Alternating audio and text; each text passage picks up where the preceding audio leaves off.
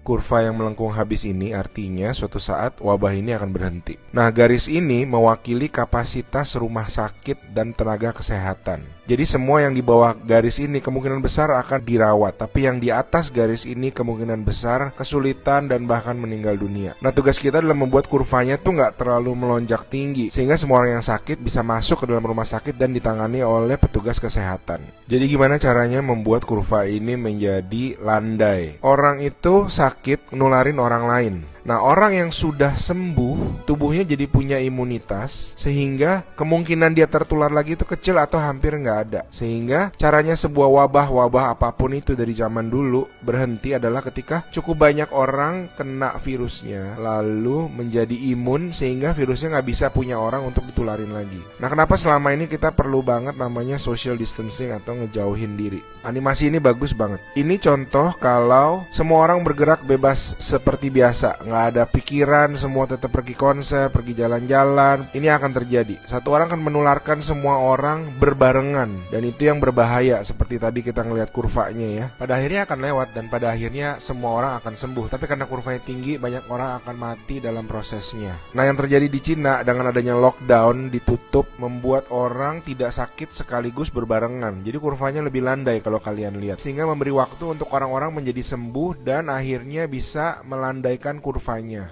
Nah, sekarang kita lihat kalau kita lakukan namanya social distancing, yaitu kalau nggak harus banget nggak usah pergi keluar, kalau nggak penting-penting banget nggak usah ketemu temen, nggak usah ada social function, semuanya ditunda dulu. Kita lihat apa yang terjadi.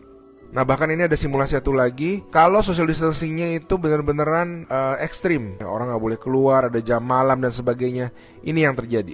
Kita lihat beda banget kan. Jadi ada orang yang akan tetap sakit, tapi mereka bisa masuk rumah sakit dan dirawat.